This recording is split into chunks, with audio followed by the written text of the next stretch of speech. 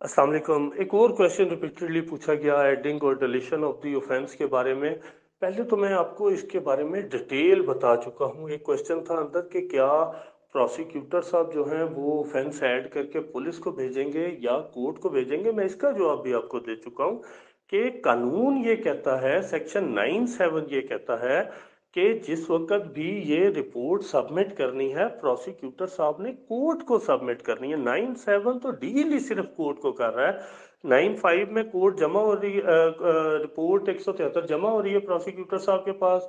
95 में उनको 3 दिन का इख्तियार मिल रहा है कि आप इसकी स्क्रूटनी करें और अगर डिफेक्टिव है तो वापस भेज दें, अगर डिफेक्टिव नहीं है तो आप कोर्ट में सबमिट कर दें। और 97 ये पावर दे रहा है कि अगर प्रोसिक्यूटर साहब समझते हैं कि किसी मुलज़िम के खिलाफ एप्लीकेबिलिटी ऑफ द ऑफेंस के बारे में वो रिपोर्ट सबमिट करना चाहते हैं या कोई भी रिजल्ट ऑफ स्क्रूटनी वो कोर्ट में सबमिट करना चाहते हैं तो वो 97 के मुताबिक कर सकते हैं। अब एक्चुअल जो मुझे आप लोगों की कंफ्यूजन लगती है, जो भी ये सवाल पूछ रहे हैं या जो नहीं भी पूछ रहे होंगे उनके ज़हन में भी है, थोड़ा सा हमारे जो कल्चर है उसका बहुत बड़ा प्रॉब्लम क्या है। हमारे कल्चर के अंदर जो अदालती कल्चर है या थाना कल्चर है, यहाँ पर ज़्यादातर जो पावर है वो जुर्म के मुताबिक या ऑफेंस के मुताबिक समझी जाती है कि ये बड़ा पर्चा हो गया, ये थोड़ा पर्चा हो गया, इसमें ज़्यादा जुर्म लग गए हैं, इसमें कम जुर्म लग गए हैं। अब पहली तो बात आप ये सुने कि पुलिस जो है वो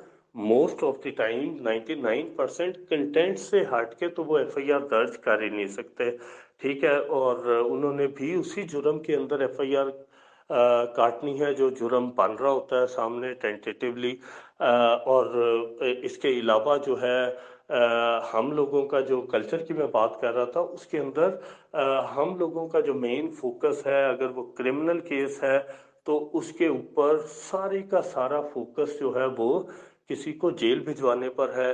उससे ज़्यादा फोकस है किसी को जमानत ना होने पे या जमानत होने पर। ये क्रिमिनल केस का हमारा कल्चर है।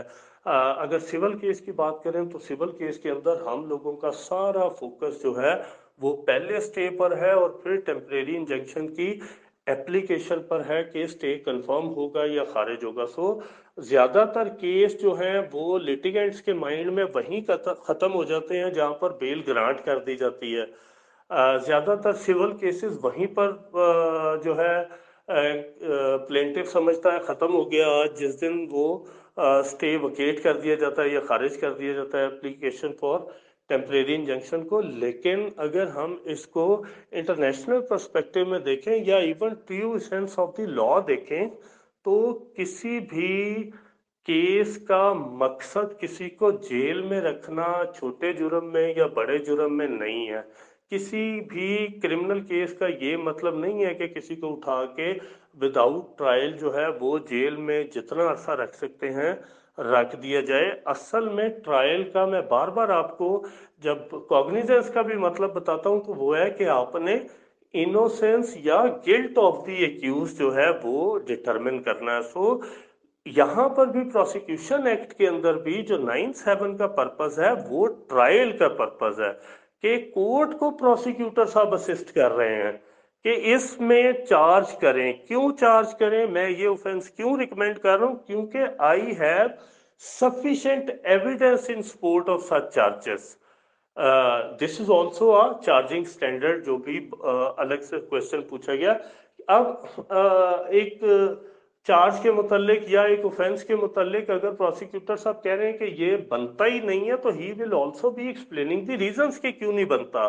अगर वो कहते हैं ये नहीं ये ऑफेंस बनता है तो वो रीजन भी बताएंगे कि क्यों ये ऑफेंस बनता है और इसकी सपोर्ट में क्या एविडेंस है और उनका पर्पस क्या है कि इसको इसमें चार्ज किया जाए, फिर मैं इस पे एविडेंस लीड करूं और अल्टीमेटली मैं इसको कन्विक्ट करवाऊं इस ऑफेंस में।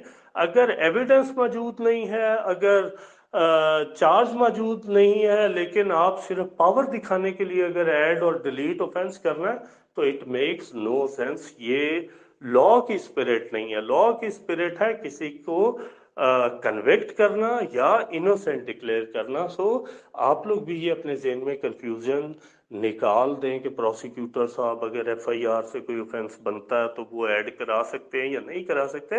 हाँ, प्रोसिक्यूटर साहब व्हेन ही विल बी और she will be scrutinizing the report under section 173 CrPC, he will be applying full court test, और फिर वो देखेंगे अच्छा इस चार्ज में क्या सपोर्टिंग एविडेंस मौजूद है, मैं किस किस को पेश करूंगा, कौन सी ओरल ऑकुलर अकाउंट मौजूद है, कौन सा डॉक्यूमेंट्री एविडेंस मौजूद है, और अल्टीमेटली मैं इस चार्ज को प्रूव करने में कामयाब हो सकता हूं। लिहाजा इस ऑफेंस में नहीं, ये ऑफेंस मेड आउट होता है और इसमें मैं इसको चार्ज कर पाऊंगा।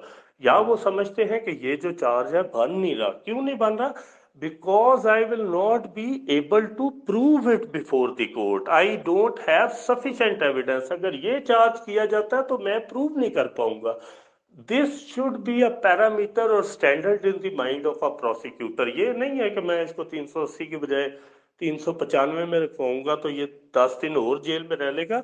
ये चीजें मैं आपको बार बार कह रहा हूं are not binding upon the court. अगर एक बेल स्टेज पर कोर्ट के सामने आप गलत ऑफेंस के अंदर एफआईआर दर्ज करके कोर्ट के सामने रख देते तो क्या कोर्ट जो है हाथ पे हाथ रख के बैठी रहेगी? कोर्ट ने केस में बेल ग्रांट या रिफ्यूज करनी है, ऑफेंस के अंदर नहीं देनी। और कोर्ट ये पाबंद भी नहीं है कि अगर आप जुर्म कोई बनता हो ऊपर सफ़े पे सिर्फ लिखने की वजह से कोई और जुर्म नहीं बन जाता। कोर्ट ने टेंटेटिव असेसमेंट करनी है, चाहे वो रिमांड हो चाहे वो बेल हो, कोर्ट ने देखना है। ये ऑफेंस अगर लगता है तो कोर्ट कहेगी कि जी ये प्राइमा फेशियल ऑफेंस जो है वो मेड आउट होता है and he appears to be connected with the commission of the offence. अगर कोर्ट समझती है कि ये ऑफेंस नहीं बनता और कोर्ट जो है वो कह देती है कि इसका determination after recording of evidence की जाएगी, तो that is a matter of further inquiry. Similarly अगर किसी ने पूछा था शायद यूट्यूब पे, उन्होंने कहा कि अगर जो है कोर्ट एक 3/4 जो प्रोहिबिशन ऑर्डिनेंस है उसके तहत अगर किसी मुलजिम को पेश किया जाता है तो कोर्ट उस वक्त ये कह देती है कि जी आर्टिकल 3 को डिलीट किया जाता है और 4 में बेल ग्रांट की जाती है, तो वो डिलीट क्यों किया जाता है? That is not deletion of offence. इसको फिर समझे, कोर्ट उस वक्त असेस ये कर रही है कि जो आर्टिकल 4 है उसके अंदर पोजेशन की बात हो रही है कि किसी के पास ऐसा कोई लिक्वर इन पोजेशन है। आर्टिकल 3 जो है वो मैन्युफैक्चरिंग की बात कर रहे हैं, वो ट्रांसपोर्टिंग की बात कर रहे हैं। तो कोर्ट ये तो उस वक्त कर सकती है कि जो मेरे पास इस वक्त एक टेंटेटिव मटेरियल पड़ा है, उस टेंटेटिव असेसमेंट में थ्रेशोल्ड टेस्ट के ऊपर मेरा ख्याल है कि आर्टिकल 3 अप्लाई करता है या नहीं करता, that would be determined after recording of evidence. क्योंकि आज ऐसी एविडेंस मेरे सामने कोई मौजूद नहीं है कि आर्टिकल 3 की वायलेशन हुई हो। कोई ट्रांसपोर्टेशन मौजूद नहीं है, कोई मैन्युफैक्चरिंग मौजूद नहीं है, ऐसी कोई डिस्टिलरी जो है इससे रिकवर नहीं हुई। सिंपल अगर उसके पोजेशन से जो है कोई चीज बरामद हुई है तो वो आर्टिकल 4 मेड आउट होता है। लिहाजा इसकी डिटर्मिनेशन के ये लगता है या नहीं लगता, that would be seen at the trial stage. It does not mean court has deleted the offence. Court ने सिर्फ असेसमेंट करके अपनी एक रिजल्ट दिया है कि वो ये इस स्टेज पर समझते हैं। So same is the case with the prosecutor के प्रोसिक्यूटर साहब ने जो भी रिपोर्ट सबमिट करनी है that is for the purpose of conviction और सेंटेंसिंग ऑफ द एक्यूज के जी इसको इस ऑफेंस में चार्ज किया जाए। बेल स्टेज पे, रिमांड स्टेज पर इन सारी बातों पे ऐड और डिलीट करने का फायदा भी कोई नहीं है, नुकसान भी कोई नहीं है। बंदे को अगर अंदर रखवाना है तो फिर आप इंतजार करें जब वो बड़ा ऑफेंस कमिट करेगा, फिर ये खाली ऐड डिलीट करने से कुछ नहीं होता।